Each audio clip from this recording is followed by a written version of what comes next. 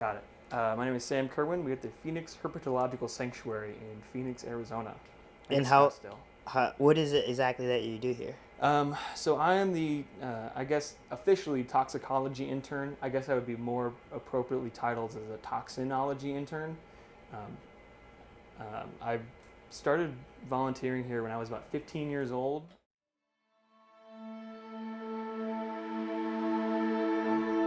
This is going to be a bushmaster.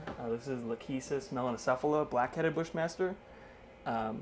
These snakes are kind of, I guess they're kind of like the boogeymen of South America. They're very large. They're one of the longest vipers in the world, if not the longest vipers in the world. And there's only been 8 bites in the U.S. Their scales are actually sharp. They have what's called keeling on their scales. So it just means that their scales are raised. And whenever we had to actually pin one down and hold them, their scales are quite sharp and they will cut your hand. Beautiful animals. That tail that's moving around. Most snakes that live in the same region as rattlesnakes will do that because they know that there are venomous snakes within the area that use a tail to warn that they're venomous. And so they've learned to also use the tail, even if they aren't rattlesnakes. If they wiggle that tail just right, it can sound just like one. My parents got me a snake hook when I was 12. And I caught a rattlesnake, thought it was the coolest thing, fell in love with the animals that people kind of didn't like. And then this place, I kind of found out about them and I wanted to come visit. And a teenager who's going to get himself killed, you should probably come volunteer here. And so I spent about 3 years working with non-venomous snakes, and then I began working with Antivenom and helping out develop our antivenom bank here, which we now have. We're the only official antivenom bank in the entire American Southwest as of 2019, I believe. So we supply antivenom to really anyone who needs it, as long as they're able to help us out, pay for it. It was pretty expensive. And it has a shelf life.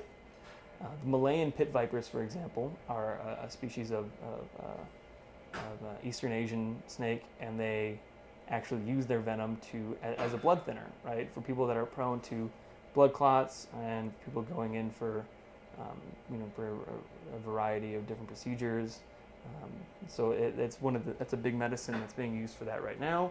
There's Gila monsters, which aren't a snake, but they're one of the few truly venomous species of lizards, and they have a venom that's actually being used to influence the pancreas to produce insulin for diabetic patients. The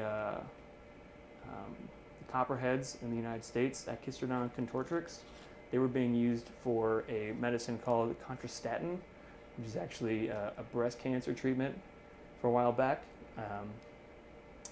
And that's just the tip of the iceberg. Those are the animals that are most accessible, right? Copperheads are everywhere. Gila monsters are native here to Arizona. Malayan pit vipers are very common in that region.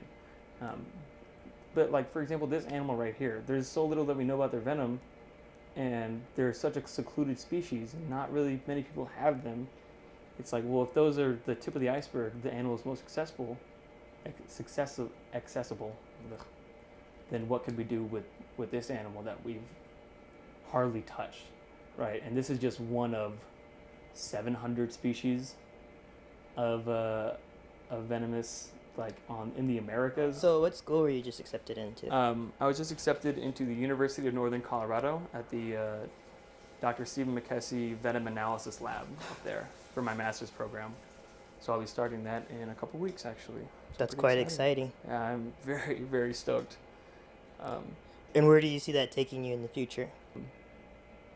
As cool as this is as a hobby, I would, the goal is to make this a full-time thing and to just spend your life doing it, because that's the best way.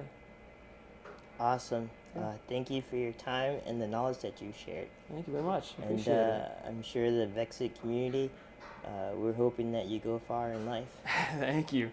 And that you help in the treatment of different elements that may hamper people's ability to live a fulfilled life. Yeah, that's the goal.